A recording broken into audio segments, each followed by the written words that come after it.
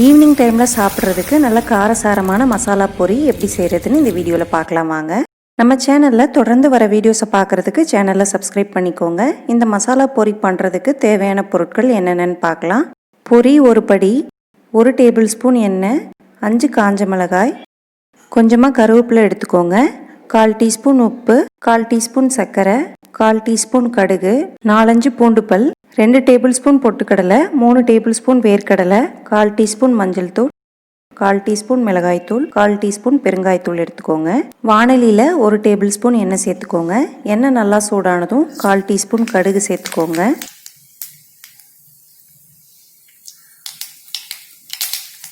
கடுகு நல்லா பொரிஞ்சதும் 1/4 டீஸ்பூன் பெருங்காயத்தூள் சேர்த்துட்டு 4 பூண்டு பல்லை சின்ன சின்னதாக கட் பண்ணி சேர்த்துக்கோங்க. பூண்டு நல்லா பொன்னிறமாக வர வரைக்கும் வதக்கி விட்டுக்கோங்க. பூண்டு நல்லா வதங்கினதும் 4-5 காஞ்ச மிளகாயை கிள்ளி சேர்த்துக்கோங்க.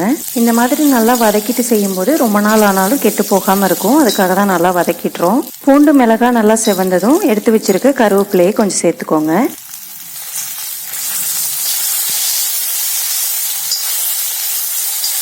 கருவேப்பிலையில் இருக்கிற ஈரம்லாம் போனதுக்கப்புறம் 3 டேபிள் ஸ்பூன் நிலக்கடலை சேர்த்துக்கோங்க.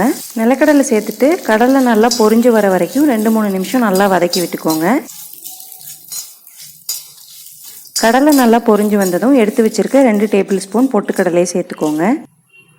விருப்பப்பட்டால் இந்த சமயத்தில் நீங்கள் முந்திரியும் சேர்த்துக்கலாம். எல்லாம் நல்லா வறுபட்டுடுச்சு. அடுப்பை சிம்மில் வச்சுட்டு 1/4 டீஸ்பூன் மஞ்சள் தூள், 1/4 டீஸ்பூன் மிளகாய் தூள் சேர்த்துக்கோங்க. மசாலாவோட பச்சை வாசனை போகிறதுக்காக ஒரு 10-15 செகண்ட் நல்லா வதக்கி விட்டுக்கோங்க. இந்த சமயத்தில் 1/4 டீஸ்பூன் சுகர், 1/4 டீஸ்பூன் உப்பு சேர்த்துக்கோங்க. உப்பு அதிகமாக சேர்த்துற வேண்டாம். ஏற்கனவே பொரியில் உப்பு இருக்குன்றதுனால உப்பு அளவாக பார்த்து சேர்த்துக்கோங்க. அடுப்பு ஃபுல்லாக வைக்காமல் சிம்லேயே வச்சுக்கோங்க. இப்போ நம்ம எடுத்து வச்சிருக்க பொரியை சேர்த்துக்கலாம்.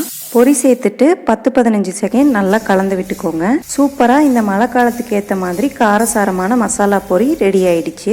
இது நல்லா ஆறின பிறகு ஒரு ஏர் டைட்டான பாக்ஸில் போட்டு வச்சுக்கிட்டிங்கன்னா 3-4 வாரம் ஆனாலும் கெட்டு போகாமல் கிறிஸ்பியாக அப்படியே இருக்கும். ஈவினிங் டைமில் 1 கப் காஃபியும் இந்த மசாலா பொரியும் இருந்தால் போதும், சூப்பராக இருக்கும். டேஸ்டான இந்த மசாலா பொரியை நீங்களும் உங்கள் வீட்டில் செஞ்சு பாருங்கள். இந்த வீடியோ பிடிச்சிருந்தா லைக் பண்ணி ஷேர் பண்ணுங்கள். தொடர்ந்து நம்ம சேனலில் வர வீடியோஸை பார்க்குறதுக்கு சேனலை சப்ஸ்கிரைப் பண்ணிக்கோங்க. உங்களுடைய கருத்துக்களை கமெண்ட் செக்ஷனில் சொல்லுங்கள்.